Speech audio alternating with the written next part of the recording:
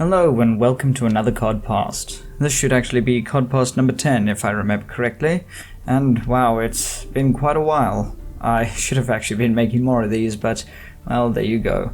That's just how things go.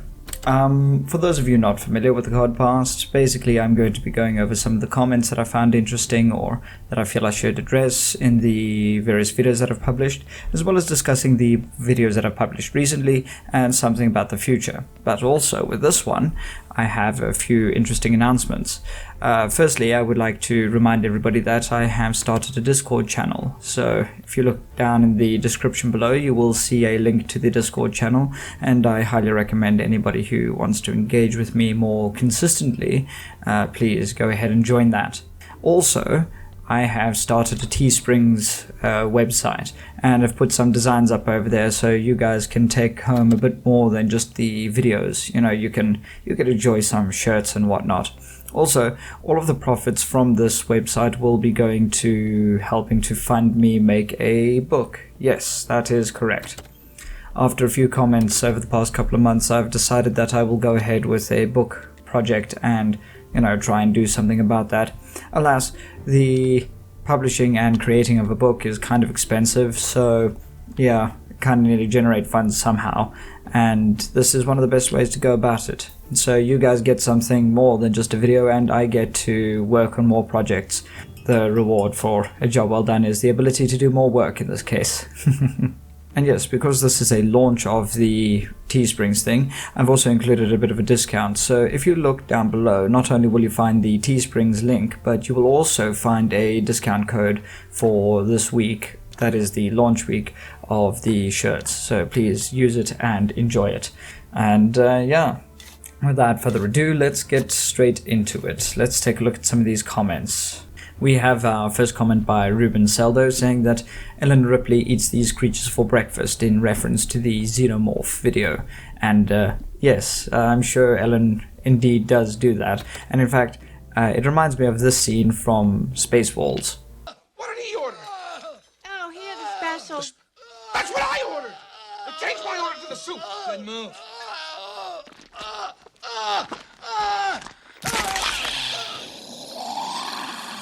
So maybe eating them is not the best idea, but I get your point. Next we have Great Sir Kobe saying that he's glad to see me branching out into sci-fi creatures, and how he rather enjoys that the specific nature of this creature is one that is overtly focused on reproduction, similar to a succubus or incubus, and he would like to see me do similar things. I have considered this, and indeed there was a sort of rough draft of a script for one of these creatures done a while ago, but given the nature of YouTube and given the nature of the kind of people I think are watching the videos, I'm not entirely sure that doing a video like that anytime soon would be a good idea. There might be a way that I could cleverly phrase sentences and gently talk about the topic without being too direct.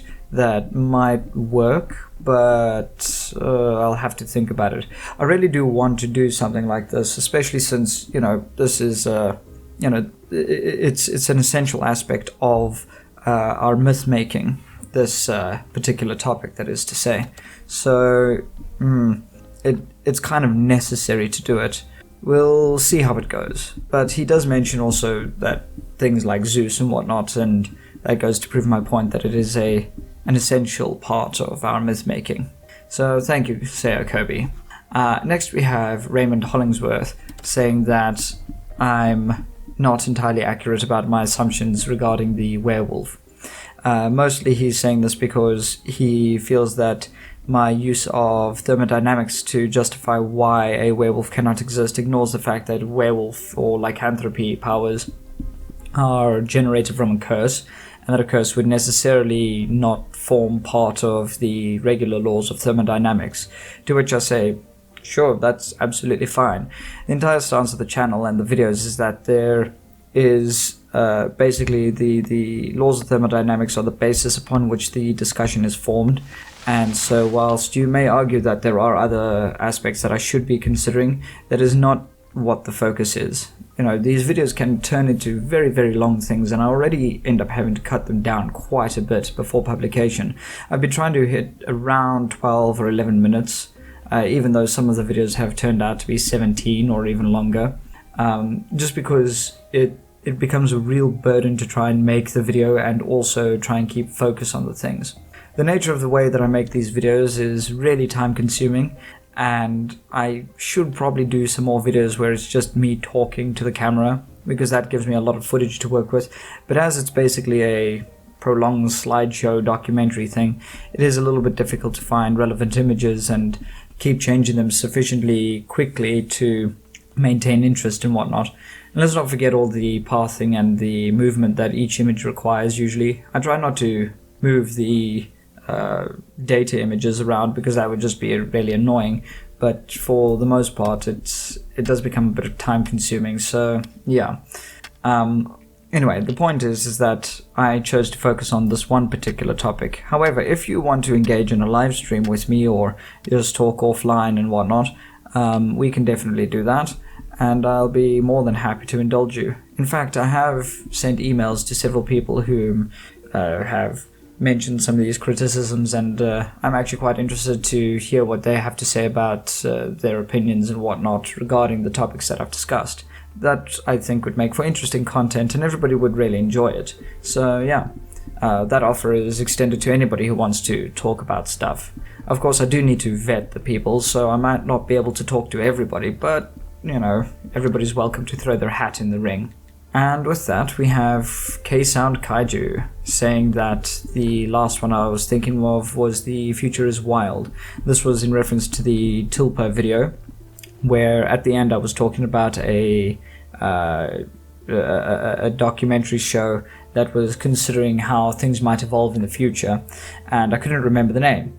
And he has offered it here as The Future is Wild. I did then look this up, and that is indeed the exact show that I was thinking of, so please guys do take a look at that. It's very interesting to consider evolutionary biology in that case, because, well, hang on, we'll get to one of the topics just now. I'll save it for that. Let's get to it.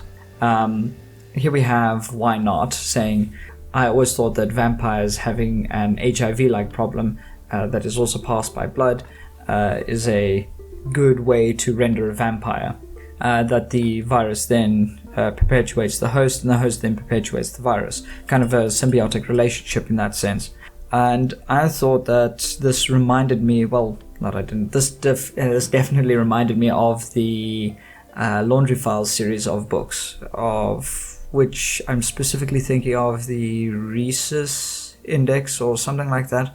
Basically, the writer introduces vampires into his universe and explains that they basically are a extra-dimensional parasite that eat the brains of people that the vampire has made a sympathetic link with.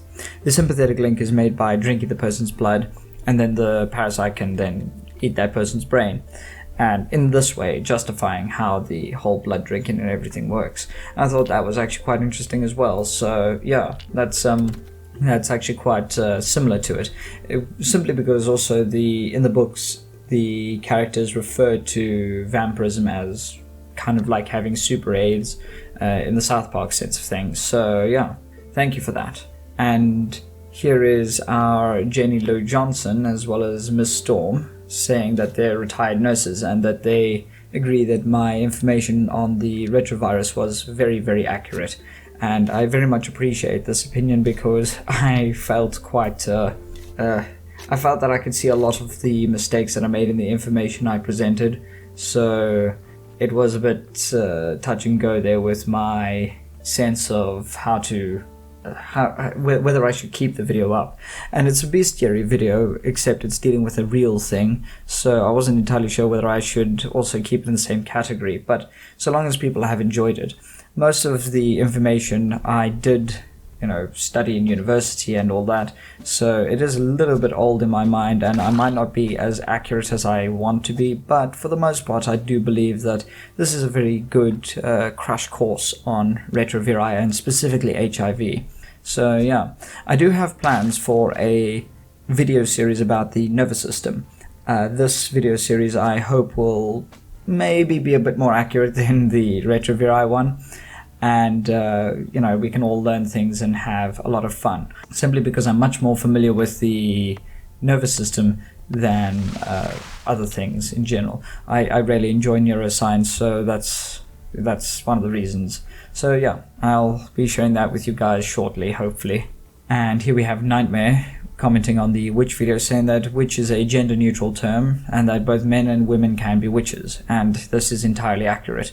As I did mention in the video, the term witch has been used throughout history in more as a legal sense of somebody casting magic and doing spells and that kind of stuff. And basically, if you're a man doing magic, then you're a witch. If you're a woman doing magic, you're a witch. I'm not entirely sure where the association with being exclusively female came in, but yeah, there you go. That's one of the things that has happened. An interesting place where you can see the term witch used in a gender-neutral fashion is in The Crucible, a play that is, I think, studied in most schools. At least I'm sure that any halfway decent school should look at it, because at the same time it's also an allegory for communism, as well as looking at the Salem witch trials, where the main character, the protagonist, John Proctor, is accused of being a witch, and he is also male, so that shows you how the term is gender neutral. So yeah, thank you for that, Nightmare. Thank you for that, Nightmare, yes. You are very welcome, Rian. You enjoy your Nightmare very well. Next we have The Frog, with a picture of a wolf saying that they watch me 4814, or they watch us 4814. And ignoring the 48 part, I just thought it was interesting that somebody might be a werewolf for, 14 days of a month and then be a normal human, so their ability to watch us is quite limited.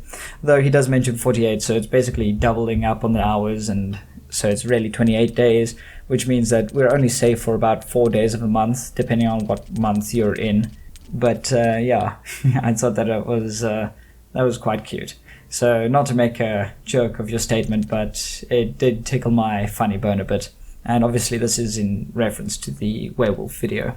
After that, I have Valley Vederman saying that I should do one about the Tatzelworm, a video about the Tatzelworm. And yes, I will add that to a list. I have heard you, and I will put that on my rather, I wouldn't say extensive, but rather frustrating backlog of things that I can definitely do and have written scripts for, at least partially, but just haven't gotten around to finishing. So yes, the Tatzelworm is over there. Also, thank you for telling me about the Tatzelworm. I had no idea what this thing was before you mentioned it, so yeah, thank you for that. And after that, Miss Storm, whom I had previously addressed, I just wanted to say I have seen a lot of your messages. Thank you so much for all of them. I've not been able to reply to all of them, but I am aware of it, so thank you, ma'am. Or sir, I do hope that you continue to enjoy the videos. Then we have Jenny Lou Johnson on the retrovirus, and electric eel and human DNA is what they say. Wondering if that we should combine electric eel DNA with human beings and make electric humans.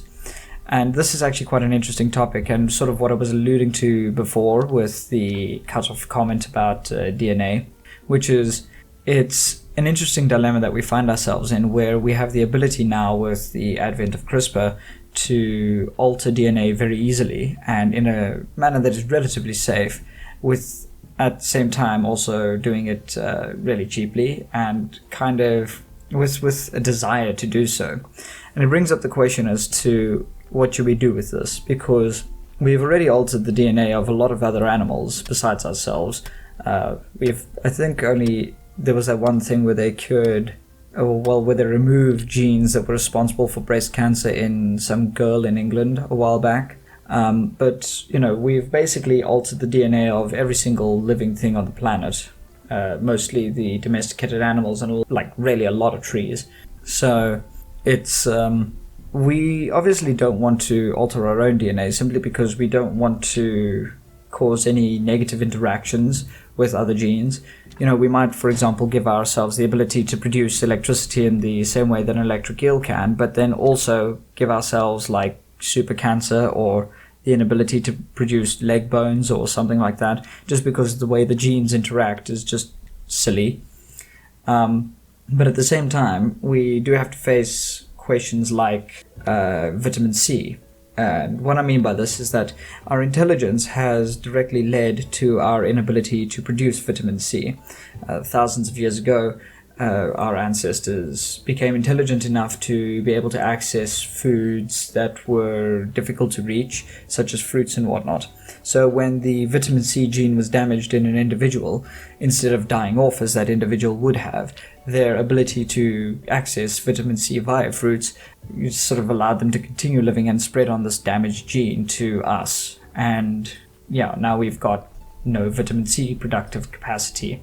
So, would we want to repair damage like that? And if we do, what does that do with our diets and everything? We would suddenly not have a need to consume as much vitamin C as we do. So can we eat as much fruit? And also another interesting question is that basically thousands of years ago, as the theory, not thousands, eons ago, as the theory goes, we were a weak species of chimpanzee, of proto-chimpanzee, that were essentially kicked out of a tree, the trees, and then just forced to wander the savannas as we were. And you would not think that looking at this silly monkey that can't produce vitamin C, so basically its cell structure falls apart the moment it doesn't get any fruit from the trees that it no longer has access to. You wouldn't look at this monkey and say, oh, one day this creature is going to not only cover the entire planet, but utterly dominate it. So, evolution is a weird thing. We can't really predict where one thing will take us and where another thing will take us. So fixing damage to genes like vitamin C production, it's difficult to say what we want to do. Mind you, it will make space travel a lot more easy, though we did manage to travel across the globe without vitamin C, so yeah. Well, without vitamin C production, that is. So yeah, scurvy aside, of course. Anyway, just a very interesting topic. Perhaps we might want to discuss it in further detail at another point. After that, Great Sir Kobe again, commenting on the previous Cod-Past. He's talking a little bit about Jurassic Park and saying that he completely understands the context in which the book was written, that basically, and this is kind of why I'm bringing it up, because I want to be very clear about this, that basically the creatures in Jurassic Park are abominations that were created in the aspect of the popular culture impression of what dinosaurs look like. And this is why their ability to reproduce is so amazing, because basically these are just, Frankenstein monsters that are now literally made from nothing, that are now able to act as normal creatures.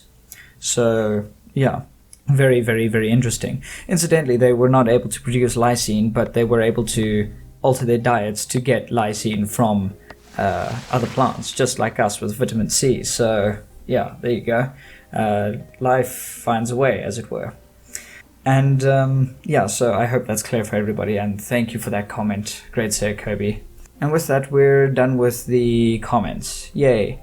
By the way, I hope that you've been enjoying my gameplay of Graveyard Keeper in the background. This is a very fun game, and I have been enjoying the laborious task of trying to resurrect zombies.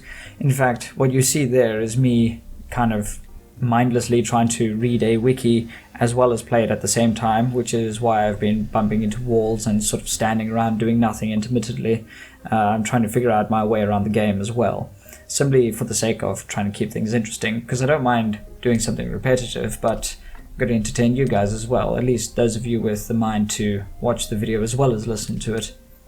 Anyway, as for videos, the two recent videos that I did were the Tulpa and Xeno videos. The Tulpa was actually very interesting because of the community interaction. Like, quite literally, I started the Discord and thought, well, how can I take advantage of this, and immediately worked on the Tulpa project. This was something that I had going on in the back of my mind for a while, but this gave me the opportunity to really try it out. And it was very fun. I was impressed with all the submissions, and I do hope more people participate next time. It will give me quite a bit of work to do, though. Even though the people who made submissions did an amazing job of writing everything up and doing a lot of the stuff for me, it was still quite difficult to put everything together and find images. So, yeah, that was a very interesting project. Not to mention having to combine all of these things in a way that made sense. So yeah, either way, it was very fun. I quite enjoyed a lot of the discussions that actually came out of this. One in particular with regards to the Atsuatl, where I think I actually mentioned this during the video, where myself and the author discussed how a eusocial creature, an extremely eusocial creature, or a rather symbiotic creature, could form a single creature that we would, at least something that we would consider a single creature. He used the example of the man of war, the Portuguese man of war, which was ultimately in the video. However, I also remembered a horror film called The Bone Snatcher, I think it was, or The Bone Taker, or something along those lines, which was basically a colony of ants that would eat a person or an animal and then use the remaining bones to form literally a skeleton around which the ants could then purchase and move around more easily and more rapidly, which was an interesting concept, but kind of a silly horror film. Yeah, that's early 2000s, late 90s horror films were a bit weird. Not that they're any less weird now, but yeah. Anyway, so this was an interesting idea, and it reminded me of a story that I can't actually remember where I heard it, but the author was trying to communicate the idea of how interactions between different species might occur, just in a way that we can't comprehend. That, for example, the anteater might visit his friend, the anthill, and in eating some of the ants, be communicating to the anthill at large that, oh, this is your friend here, and they then have a chat, and yeah, that's basically how it goes. We would see this as a predator eating prey, but the anteater is talking to his friend in the only way that he can, by altering the chemistry of the ants around the anthill and then having them pass chemical messages down towards the center, and thereby acting as a sort of meta brain kind of structure. I think there's an SCP with that concept as well, with a company that communicates by trading stocks. So yeah, that was pretty interesting. For the most part, the tulpas, however, were quite good, and I do look forward to our next go-round. I don't know when that might be right now, since I need to find time, but I think perhaps I'll set the next one for around December, when everybody's on holiday and has a few more minutes to spare and, do what they need to. So please do look forward to that. And finally, to our Xeno video. Yay, Xenomorph. This was an interesting video for obvious reasons, simply because I was now focusing not on a fantasy creature, but a sci-fi creature. I chose the Xenomorph for two reasons. Obviously, first, it was Halloween, and secondly, because I felt that it was a very strong candidate for something that would be carried on into the future, similar to, as I mentioned, the Jersey Devil. And this was basically because its aspect is so essentially frightening.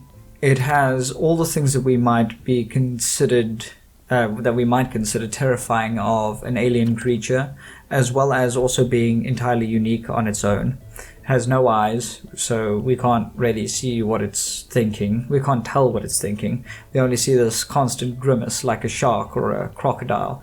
And it's very clearly a predator, and it's not something that we entirely understand.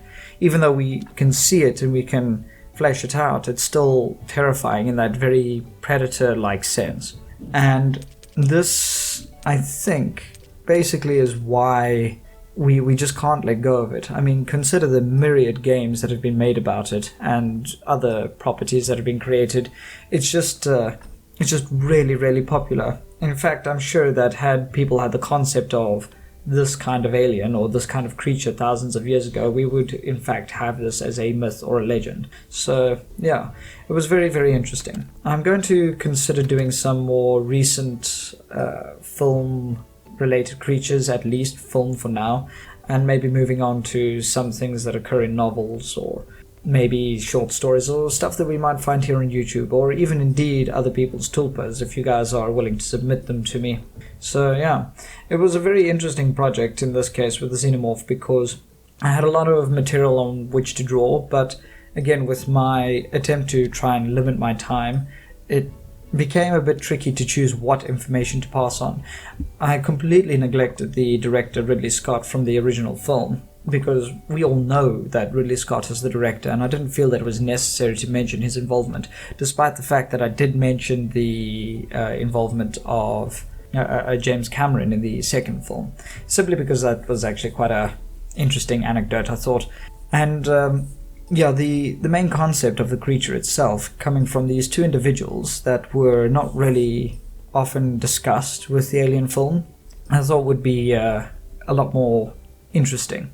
Also, mostly because we were discussing the Alien and not the film, I felt that it would be more appropriate to talk about the creators of the Alien concept rather than Ridley Scott himself. So yeah, that's a unique video for you if ever there was. And that's pretty much that. If you guys have any questions about what I've discussed, or if you have any additional comments or things that you'd like to say, please plonk them down in the comments below, or actually, maybe even better, go to the Discord if you like to talk to me directly. Either will do. And please don't forget about the shirts. With that, I've more or less completely finished this rather short Cod-Past. I'm surprised at how quick this was. Maybe I should fill it with some dead air, just to keep you guys entertained. Although, those of you who are watching the gameplay in the background, don't worry, it doesn't really go anywhere. I just faff about as is wont to occur in such silly faffing games. Not that it's a silly game, but you know what I mean. Anyway, I'll see you guys for the next video, which should be out a little bit later this month, and hope you look forward to it. And yay, Christmas is coming soon, which means that I gotta find a pleasant creature to talk about, which, surprisingly enough, is actually kind of difficult. Not a lot of creatures are very pleasant, but we'll see what comes up. Anyway, cheerio guys, thank you for listening.